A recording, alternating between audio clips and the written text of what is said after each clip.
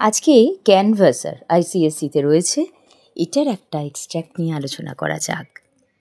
Extract হচ্ছে, Hiralal canvasser হলেও রক্ত মাংসের মানুষ। ক্যানভাসার শব্দের অর্থ কী? রক্ত মাংসের মানুষ বলতে এখানে কি বোঝানো হয়েছে? হীরালালের সঙ্গে কার কেন কলহ বাঁধে? তাদের কলহ কি মিটে যায়? যদি মিটে যায় তো কিভাবে? ক্যানভাসার শব্দের অর্থ ফেরিওয়ালা। এরা জিনিসপত্র কাঁধে নিয়ে বাড়ি বাড়ি ফেরি করে বেড়ায়। ট্রেনে বা বাসেও জিনিস ফেরি করতে এদের দেখা যায়।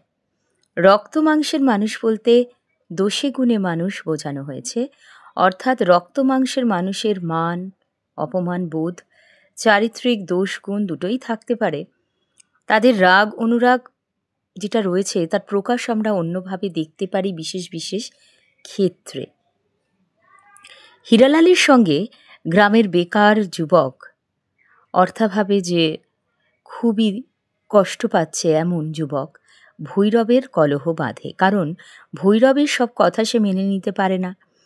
তাই ভৈরবের কথা সে প্রতিবাদ করে, আর প্রতিবাদ করলে তো কলহ বাঁধবেই, আর এক্ষেত্রে কলহে জড়িয়ে পড়ে দুজনে।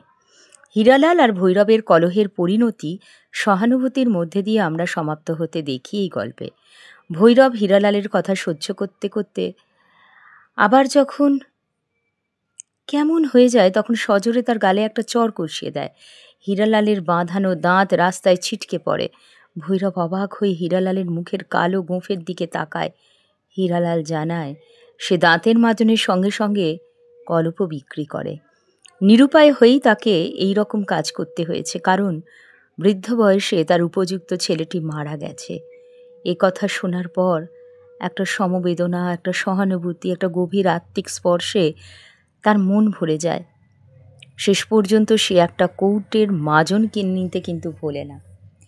এই অংশে দেখতে পাই যে পরিণতিটা কেমন যেন প্রথম থেকে আশানুরূপ বলে মনে হচ্ছিল না। দুজন দুরকমের চরিত্র, কিন্তু এই পর্যায়ে এসে একজনের মন এত বেশি আকৃষ্ট করে ফেলে অন্য আর একজনের দুঃখ, যে সে সহ্য করতে না পেরে তার সহানুভূতি জানাতে কিন্তু দ্বিধাবোধ করে না, এবং সমবেদনার জন্য সে মাজন কিনেও নেয়। অবশ্যই তোমরা গল্পটা পড়ো এবং লিখে লিখে অনুশীলন করো। খুঁটিয়ে খুঁটিয়ে পড়লে দেখবে যে কোনো জায়গা থেকেই এক্সট্রাক্ট আসুক না কেন, পরীক্ষার সময় তোমাদের লিখতে কোনো অসুবিধে হবে না। সবাই কিন্তু খুব ভালো থেকো। সামনে তোমাদের সব পরীক্ষা।